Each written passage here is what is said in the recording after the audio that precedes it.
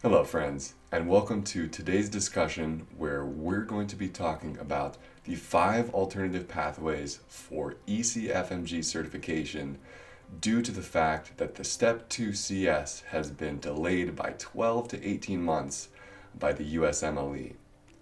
So a lot of people have a lot of questions as to what these pathways are, who's eligible for them, and how you can get ECFMG certified this year. But first, I want to go over a few things that are going to be really important to remember while you are considering the 5 alternative pathways.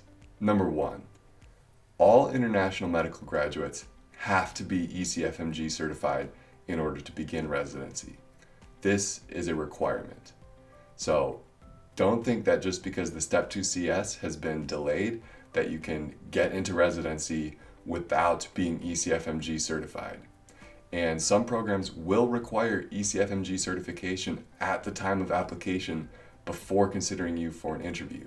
So it's especially important to know which programs require ECFMG certification at the time of interview or simply before the time of rank.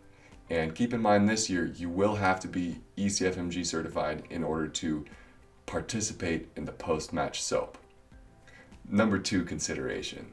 If you've taken Step 2 CS and passed already, these 5 alternative pathways are not relevant to you. You've taken Step 2 CS and you've passed, so there's no reason you need to worry about these 5 alternative pathways. Number 3, the 5 alternative pathways and the resulting ECFMG certification is for the 2021 match season only. In other words, if you become ECFMG certified using one of the 5 alternative pathways, in order to make your certification permanent, you have to complete 1 year of residency beginning in 2021. So in other words, if you don't match and you have become ECFMG certified using one of the 5 alternative pathways, you will not keep that ECFMG certification, unfortunately. You must enter a residency program beginning in 2021 and complete your PGYI 1 year in order to retain the ECFMG certification based on one of the 5 alternative pathways. The 4th consideration is the fact that all applicants pursuing one of the 5 alternative pathways will have to pass an English language proficiency test, no matter your citizenship status or where you were born. Okay, so the 5th and final note before we dive into the pathways themselves are the eligibility requirements for pursuing those pathways set forth by the ECFMG.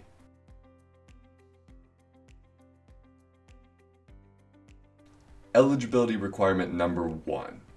You have not taken and passed Step 2 CS already. Eligibility requirement number 2. You are not barred from certification by the ECFMG. Eligibility requirement number 3.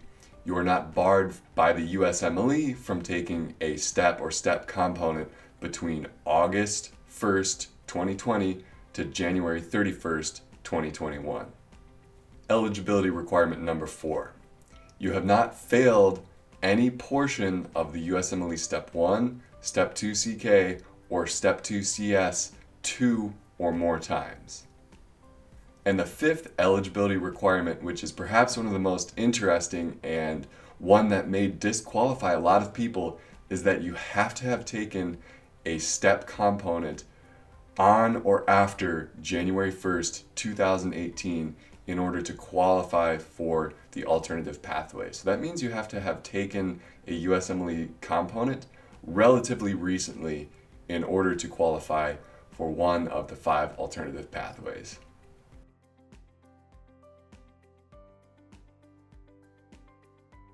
Alright, and now the moment everybody's been waiting for. Let's actually dive in to the 5 alternative pathways, starting with alternative pathway number 1.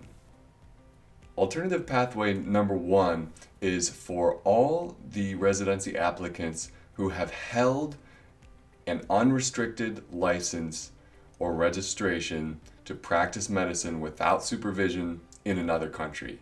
And all applicants who have held such a license must go through the pathway number 1. Now keep in mind, for pathway number 1, your license must not have undergone any disciplinary action in order to qualify. Alternative pathway number 2 is for those applicants who have completed and passed a secure clinical skills examination in English deemed acceptable by the ECFMG. Now, there's a few specific exams that the ECFMG will consider, and a lot more information available regarding those exams on the ECFMG website, which they will be keeping up to date. So we'll include the link below where you can check out that information in more detail. However, keep in mind, for pathway number 2, you will have had to have taken that exam after January 1st, 2018 in order to qualify for pathway number 2. Okay, so now let's talk about ECFMG certification pathway number 3. This is a pathway where applicants can become ECFMG certification eligible based on their medical school itself. Now, the ECFMG has decided to recognize schools accredited by the World Federation for Medical Education programs. So in other words, if your school has been accredited by an agency recognized by the WFME, then your school may be eligible for qualifying for pathway number 3. Now, what this means is that there's a list of all the schools that do follow this eligibility requirement. Now, the other thing is that you have to have graduated on or after, again, January 1st, 2018 in order to qualify for pathway number 3. For pathway number 3, you will need an authorized school official who can attest to your clinical skills. The fourth alternative pathway is for applicants whose schools are participating in the U.S. Federal Student Loan Program. Now, in addition to complying with all the other ECFMG requirements, the applicant's date of graduation again must be on or after January 1st, 2018 in order to qualify for pathway number 4. We're also linking the schools that are acceptable for pathway number 4 below. And as with pathway number 3, you will have to have an authorized school official attest to your clinical skills. The fifth pathway is for those applicants who have gone to a medical school which issues a degree jointly with a U.S. medical school that is accredited by the Liaison Committee for Medical Education. Now, what this means is that there's just a handful of schools that do this, and they're as follows. So the two medical schools that currently qualify for ECFMG certification pathway number 5 are first, Weill Cornell Medicine in Qatar, and second, Duke University, National University of Singapore Medical School. And similar to the other pathways, your date of graduation must have been on or after January 1st, 2018, and an authorized school official must attest to your clinical skills. All right, thanks so much for sticking around to hear more about the alternative pathways for ECFMG certification. Let's do a little recap. So alternative pathway number 1 is for those who have held a license to practice medicine in another country without supervision.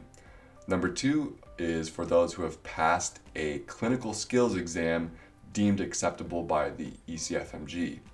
And pathways 3 through 5 are specific medical schools that the ECFMG has deemed as eligible for you being able to go and get ECFMG certification if you have graduated from one of these schools.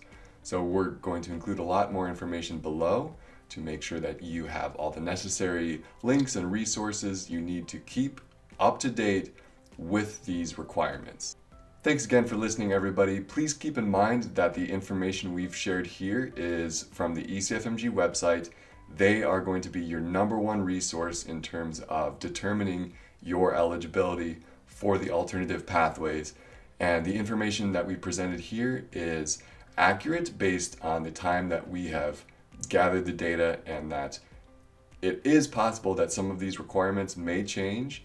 The ECFMG may release more information about exceptions to some of these requirements, And so just make sure you're staying up to date with the ECFMG. We here at Match a Resident are certainly going to be releasing more information regarding the alternative pathways once it becomes available. And as mentioned in the beginning of this video, knowing a program's ECFMG certification requirements when you're applying is going to be extremely important.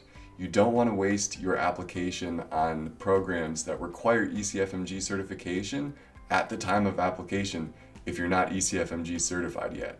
So that's one amazing aspect of the Match a Resident customized lists, where we offer ECFMG certification requirements for each and every single program. So if you haven't already, be sure to check out matcharesident.com, and we'll talk to you soon. Thanks, everybody.